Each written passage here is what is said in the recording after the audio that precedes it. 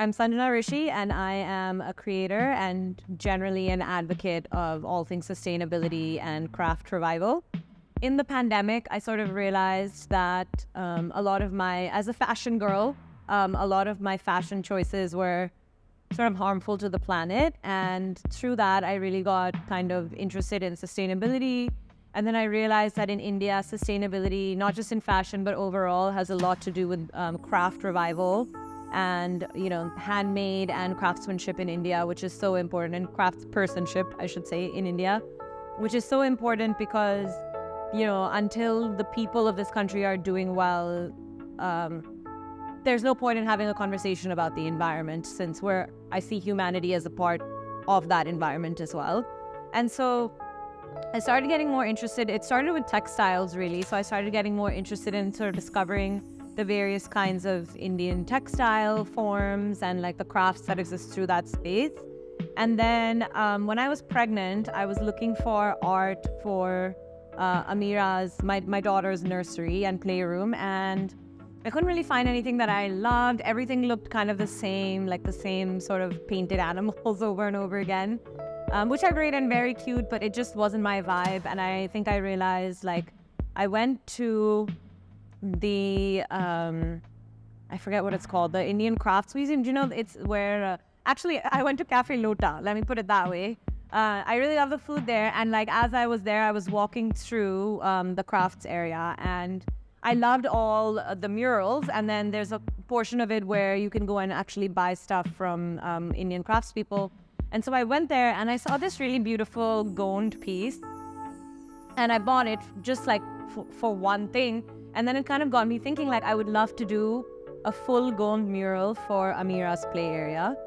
And then, so that's the first project that I worked on with MeMeraki, where I got in touch and she said, yes, this is something that we do. In fact, I tried really hard. I reached out to a lot of different organizations, to try and find, an actual connection to the artisan. So for a lot of them, they had Gond paintings available for sale, but they didn't have the discourse with the artisans in order to be hey, this client of ours wants to commission a piece. And so with MeMeraki, that was super easy. And, I managed to get this beautiful Gond mural done upstairs. And then that was it. I was hooked, right? And so I just moved into my new home, and normally I steal all my art from my parents. But I think through Gond and through learning about Gond, and I'm sorry, I've been talking for 20 minutes now, but it started with Gond, but really I'm really into learning about everything. So I was a lawyer and I did a lot of schooling to become a lawyer, and I really always felt that I had that thirst for more and more knowledge. And so for me, when I fell in love with an art form, I fell in love with Gond, then I wanted to learn everything about that art form, starting with the history of Patangad, the history of how these murals came about there, which was women, but whatever. The history of, Jangar Singh Sham, where, how this art form became what it is today. And then I just kind of branched out from there, and I wanted to learn about different kinds of art forms. So I started learning about Bhil, and, there are very different things in each Indian tribal and folk art form. I learned the difference between tribal and folk art, for example. And there are different things with each art form of India that are so unique and so interesting. So for me with Bhil, for example, I love the fact that it's done by women, and that, it's become sort of a platform for women artisans from areas where they may not have had exposure before to really come out into their own. So yeah, I love that. I love baskets. I've always loved basketry. And I think India probably has the most different kinds of grass basketry out of any country that I've ever been to in my life. And so just learning about that got me even more interested. And then, it just went from there to me. And really, honestly, through platforms like MeMeraki, I learned a lot about Indian art, because the way that the website is structured is that you can literally go through from A to Z of the art forms of India. And I just got really into it. And honestly, when I was breastfeeding or pumping, it was something that I would just enjoy reading because I'd get so bored. And so, yeah, that's really how my love for Indian art started. And then now I've become just like a bit of a collector, I would say.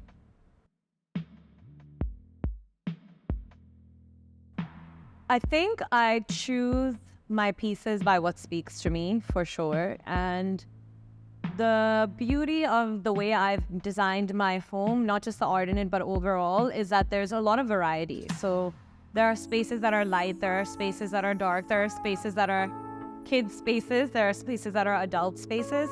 So I think it like really lends itself well to every different kind of art form. And I think in general, my design aesthetic is hard to put a finger on. So I think I'm very eclectic in that way. So really, like, that's my design process too, right? It's like if something speaks to me, if I love the art, then I'll buy it.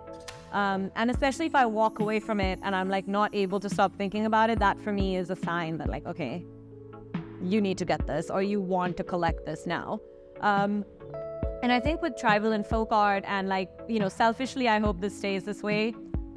In the grander scheme of things, I hope it doesn't. But the price point is generally better than a lot of the more popular contemporary artists, even of India, but like especially globally. And I think, you know, being a patron of the tribal and folk arts is a great way to also appreciate India and appreciate the diversity of the country that we live in.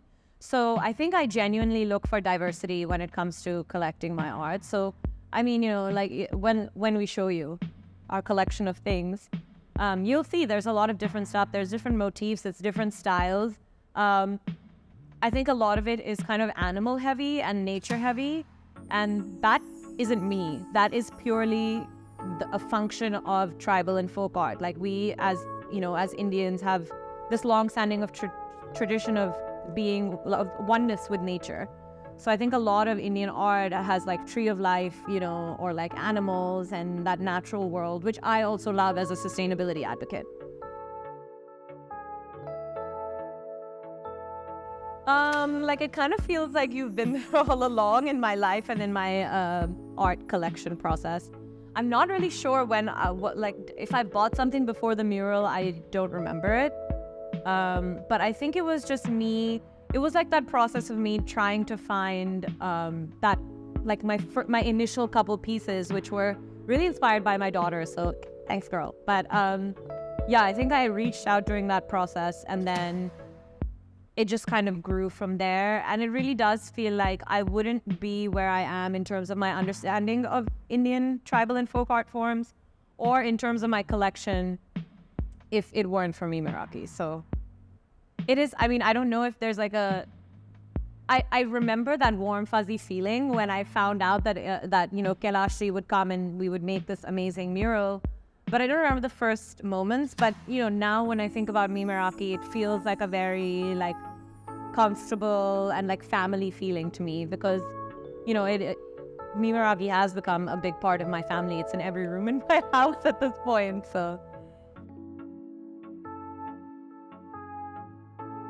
So I think my favorite is obviously the Gond mural. I think it's, like, the one thing that it was so special to me because it's something that I really conceptualized when I was pregnant. And I mean, it all came together at a time, like we started work on it after Amira was born.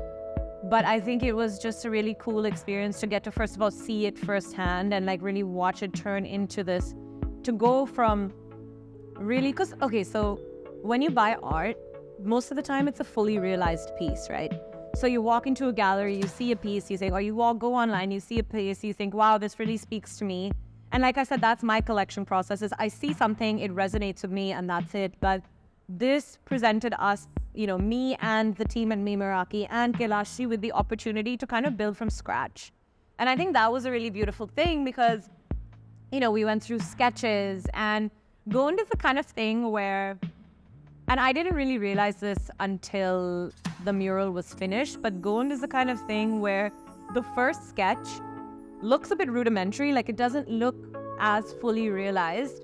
And so it's hard to kind of visualize that and to put it on the scale that it's in now, which is, you know, like 8 feet by 8 feet by 8 feet by 8 feet, is like, you can't really envision that so clearly. And so it took a lot of that creative side of me that's able to visualize things to kind of see it projected up on the wall. And so I think that is the most special piece to me. Also, I was able to witness the process of that piece in a way that I haven't for a lot of the other pieces. And I'm a process nerd. I want to know how everything is made, right? So I think for me, watching it go from sketch to then an outline on the wall. And for me, what really, that I hadn't thought about in Going Out before, that really changed the way I view it now, is how important shading is.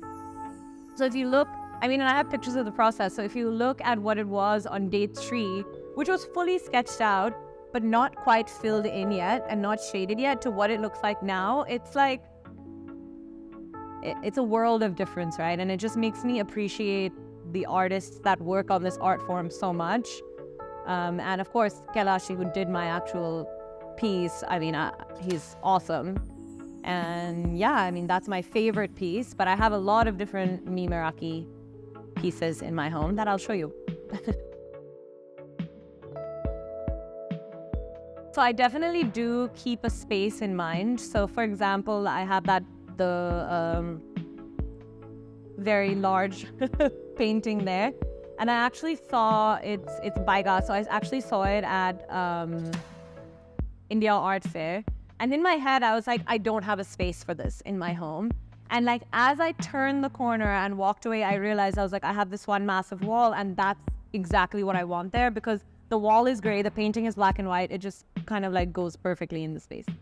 So when I realized that, I think that's when I wanted to purchase it.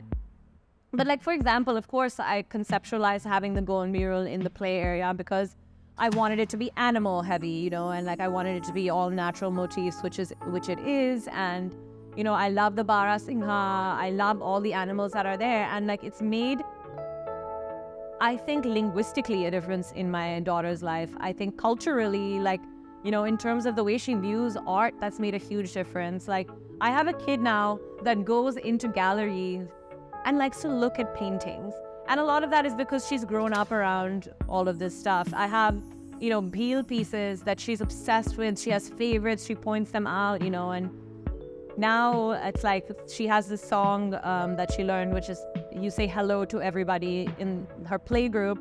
But now she sits with her Gond mural and she goes, hello to fish, hello to turtle, hello to deer, hello to peacock. So yeah, I do think I'd conceptualize okay, I want this to be have an impact on my daughter's life in this way. So I want her to be around animals. I want her to love animals. And so I want her to be around the more animal motifs. Then I think down here, at least this side of it, is a bit more of an adult space. So this is where I want to put my Kali Ghat. I want it to be the kind of more sensuous pieces here. And then in my room is where I've put my 2 Sohrai paintings on either side of the bed. And it's Sohrai and Koba are things that are also traditionally done by women around marriage time, right? So for me, that was a cheeky way of being, next to our marital bed we have. So I definitely do think about things. And, I think it's just an interesting way to add a little cheeky element to your home that you otherwise wouldn't really think about. And no one is going to know except for me, right? Nobody is looking at it and being oh, this is looking like Sohrai. It looks like a wedding thing, but that is what it is. So yeah, I've literally, I don't think my husband knows this about those paintings in our room. So I don't tell anyone. It's for me, right? At the end of the day, a lot of what I do, as a collector, it's about me. And he's nodding along yeah, of course. But yeah, I think it's really important to me to pick the motifs that matter to me. My husband is free to collect himself, but this is for me and for my daughter. So for example, again, I want to keep a lot of images of women around the house because as a feminist, that is something that's really important to me.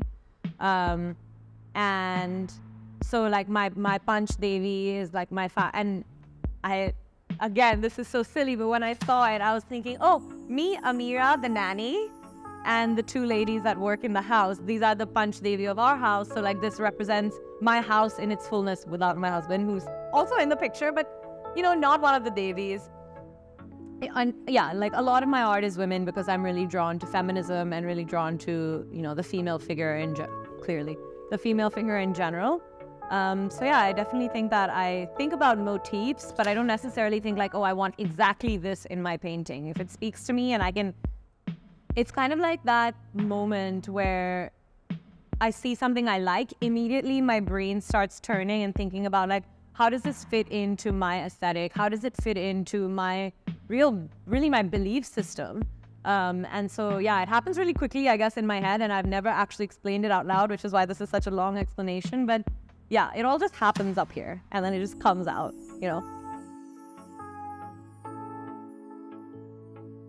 It's a very well-designed website in that everything is kind of so if I see one painting on the website, it'll have all the information I need about that painting, right? But it'll also give you the option to link to more stuff that has to do with that art form, which is how I explore and I learn. Which is like, like for example, if I looked at a Pichwai piece, then it'll tell me about the artist, it'll tell me about the painting, and then it'll say like, oh, here's this Pichwai thing, and then it'll say like, oh, here's this Pichwai masterclass that you can take. And although I have not actually taken the masterclass, I do watch the videos, right, where I'm like, oh, like this is so interesting the way that they do it. Like I said, I'm totally a process nerd, not able to create any, painting-based art myself, but I am really interested in seeing how it happens. So I think that is also a real benefit of the website, is that not only does MeMeraki actually sell art, you also sell the experience of making art and watching other people make art. So I think that's one thing that I love, both about the website and about MeMeraki as an organization generally. My experience with MeMeraki has been really fabulous because I think from very early on, my projects were a little more ambitious, right? So like, because my starting point of my relationship with MeMeraki was really that Gone mural, I think it gave me the opportunity to interface a lot more with your team and with Yosha and like just in general. So I think it has been a very seamless and very warm and like friendly process. So yeah, I mean, I love the fact that, anytime I have a question about the painting, I don't have the hesitation. It's really easy to reach out to all of you and to get a response back pretty quickly. I love that we've kind of built a synergy where I think a lot of people have also discovered MeMeraki because of my collection of art, which is phenomenal. I'm just so thrilled that I can create more of a space for artisans and for organizations like yours that bring them together. So yeah, it's been great. I mean, I think Indian art is a really wide and varied space. I think the benefit of buying tribal and folk art is that you are promoting, giving livelihood to people that don't necessarily, have access to the kinds of skills and the kinds of schools maybe that a lot of, prominent Indian artists get to go to. I mean, based on their hard work, but still. And I think the other thing is that if we don't continue to patronize these art forms, they will die out. And there are people who have been working in these for centuries, like their families have been in it for centuries. There are people whose entire village community is dedicated to creating. And so I think if we don't patronize these art in many different kinds of ways, if we don't help them upskill, like there are organizations that help take these traditional art forms and make them into kind of more contemporary art, which is also great because we need to keep finding ways to provide for these communities, because otherwise the art form will die out. And, as a mother, I just hope that a lot of these aspects of culture are still around for my children and for her children if she chooses to have them too.